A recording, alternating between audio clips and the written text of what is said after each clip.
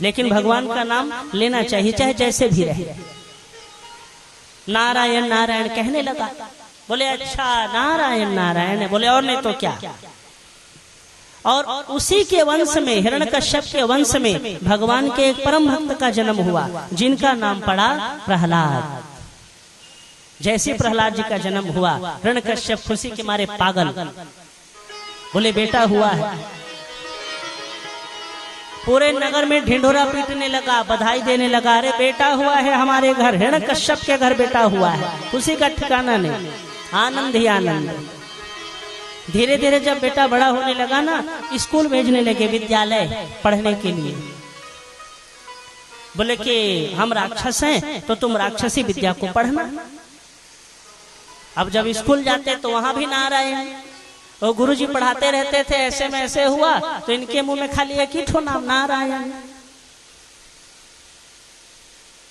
कोई भी कुछ कहता तो बस नारायण। स्कूल से जब पढ़ के आए, विद्यालय से पढ़ के आए, पिताजी ने पूछा, बोले बेटा क्या पढ़ा है आज? तो कहने लगे, बोले पिताजी इस अखिल ब्रह्मांड को मेरे नारायण चलाते हैं। कहा अच्छा, हमने कहा था ना राक्षसी विद्या पढ़ना, मेरे शत्रु का नाम मत लेना। दोबारा लिया तो ठीक नहीं होगा। फिर दूसरे दिन पढ़ के आए, बोले बेटा आज क्या सीखा बताओ। कहने लगे, बोले पिताजी 9 प्रकार की भक्ति होती है, 9धा भक्ति। भगवान का नाम चाहे जैसे भी लीजिए, कभी नुकसान नहीं करता। कहने लगे फिर नारायण का नाम लेता है, लगता है तुझे अपने जीवन से प्रेम नहीं है। देख बेटा मैं तुझको मार सकता हूं, लेकिन मेरे शत्रु का नाम मैं नहीं सुन सकता। अब तुम सोच लो कि मेरी शत्रुता कितनी होगी। तुम मेरे पुत्र हो, मैं तुम्हें मार सकता हूं, लेकिन मेरे शत्रु का नाम कोई ले, ये मुझे बिल्कुल बर्दाश्त नहीं। दोबारा मत कहना नारायण।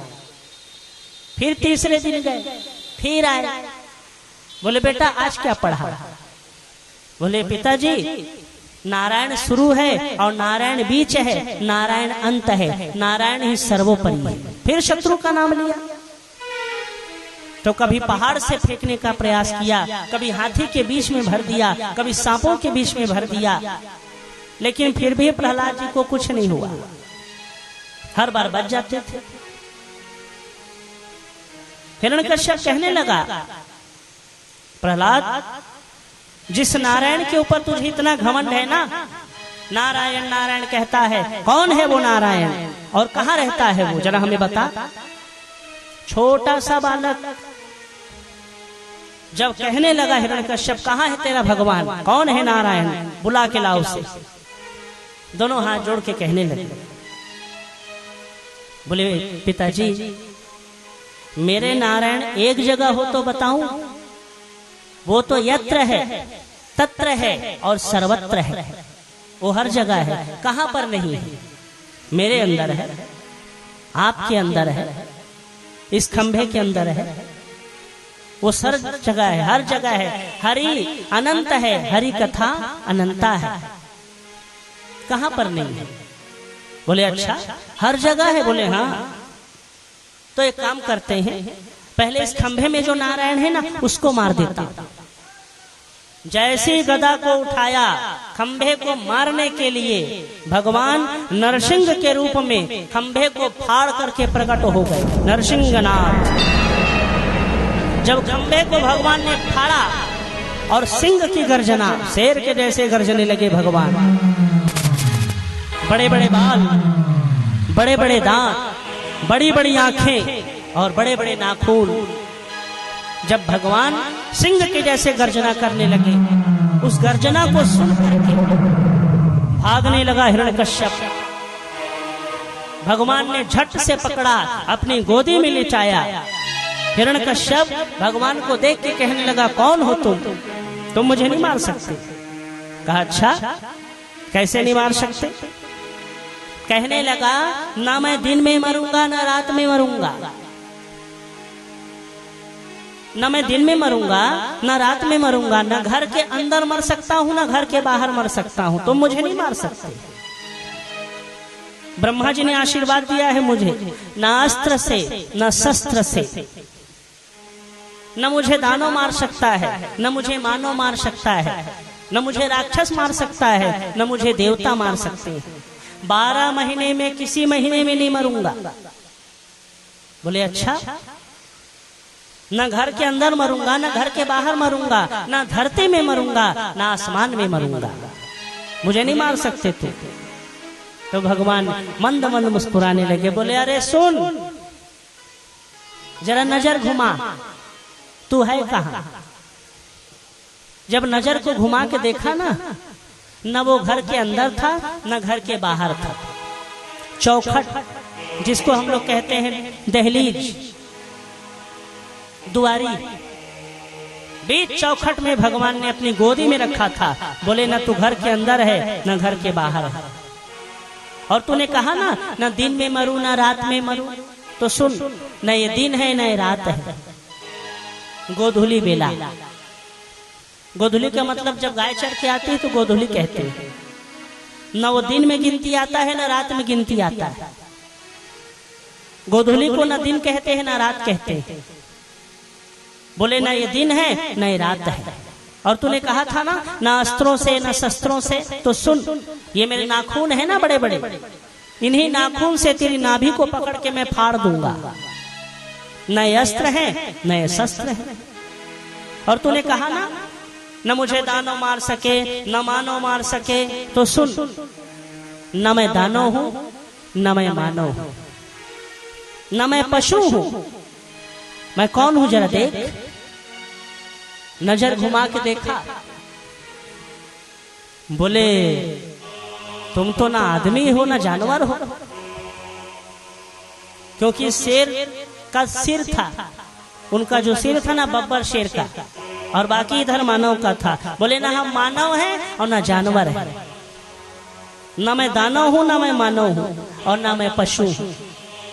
तूने कहा था ना कि ब्रह्मा के द्वारा बनाया हुआ कोई भी प्राणी तुझे मार ना सके, तो सुन, ब्रह्मा हमको नहीं बनाते, हम ब्रह्मा को बनाते हैं। आपने देखा होगा कि ब्रह्मा जी की भगवान के नाभि से एक कमल निकलता है, उस पर ब्रह्मा जी बैठे रहते हैं। बोले वो हमको थोड़ी बनाते हैं, हम उनको बनाते हैं।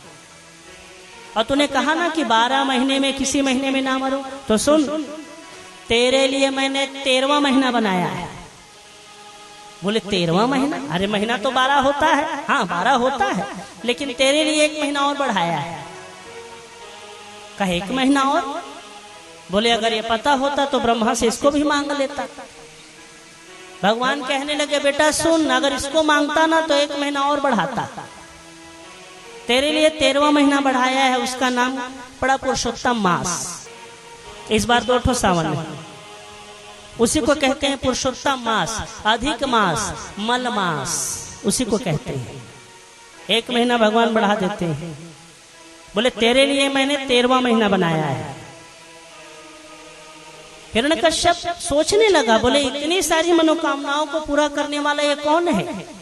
कहा तुम कौन हो? बोले अरे मैं नहीं जानता, मैं तेरा पुराना दुश्मन हूं। बोले पुराना दुश्मन कहाँ? हाँ मैं कौन हूं जानता है? बोले कौन? मेरा नाम है नारायण। जैसे सुना नारायण गोदी से उतर के भागने लगा। बोले अभी कहाँ? पकड़ा भगवान ने, गोदी में रखा और हम करने लगे। भगवान गरजने लगे और गुस्से के मारे भगवान लाल, दोनों हाथों को उठाकर जब भगवान गर्जना करने लगे, नाभि को पकड़ के भगवान ने 2 भाग में फाड़ दिया और उसकी अतड़ी को निकाल करके अपने गले में धारण करने लगे। अब आप ये सोच सकते हैं कि जब सिंह यानी शेर क्रोध में होते हैं तो उनके सामने कोई खड़ा नहीं हो सकता। सारे देवी देवता वहां पर खड़े हो गए और सब लोग हाथ जोड़ के कहने लगे प्रभु शांत हो जाइए। ब्राह्मणों ने अलग अलग मंत्रों से भगवान की स्तुति की। नारद जी आए, नारद जी ने देखा, बोले भगवान तो गुस्से में है, गुस्सा शांत नहीं हो रहा है, कौन मनाए? लक्ष्मी जी के पास गए। बोले जब पति गुस्साते हैं तो केवल एक ही है जो मना सकती है, उसका नाम है पत्नी। अब लक्ष्मी जी को लेने गए। लक्ष्मी जी आई, जैसे लक्ष्मी जी आई, भगवान ने क्रोध में लक्ष्मी जी को देखा और हम किया। भगवान के क्रोधित रूप को देख करके लक्ष्मी जी एक बार सांस ली और दूसरा सांस सीधा बैकुंठ में जाके ली। अचानक भगवान को याद आया, बोले जिसने बुलाया है वही मनाएगा। प्रहलाद जी को आगे कर दिया। भगवान ने जब प्रहलाद को देखा तो गोदी में बिठा लिया। बोले बेटा बैठो। जीभ से चाटने लगे, दुलार करने लगे प्रहलाद जी को। बोले बेटा जो चाहिए सो मांग लो, हम तुम्हें देने आए हैं। नन्हा सा बालक प्रहलाद हाथ जोड़ के कहने लगा, बोले प्रभु सोना चांदी हीरा मोती लेके क्या करूंगा, आप चाहिए और आप मिल गए। बोले एक ही वरदान चाहिए, अगर आपकी कृपा हो तो मांगो। बोले मांगो बेटा मांगो। कहने लगे, बोले आपकी गोदी में जो मरे हुए मेरे पिताजी हैं ना, इनको मुक्ति दे दीजिए। जैसे भगवान ने सुना कि मुक्ति दे दीजिए, आंखों से आंसू गिरने लगे। बोले बेटा तू जानता है ये तुझे मारने वाला था और कई बार तुझे मारने का इसने प्रयास किया है, हर बार मैंने तेरी रक्षा की है। अरे जो तुझे मारना चाहता था उसके लिए तो मुक्ति मांग रहा है। तेरे जैसा बेटा जिस कुल में जिस परिवार में जन्म लेता है, उसकी एक नहीं कई पीढ़ी मुक्ति को पाती है। देख तेरे पिता को मैंने अपनी गोदी में रखा है, तेरे पिता की अतड़ियों को मैंने अपने गले में धारण किया है। बेटा तेरे जैसा बेटा जिस कुल में जन्म लेता है, वो चाहे जितना बड़ा पापी रहे अपने परिवार को तार देता है।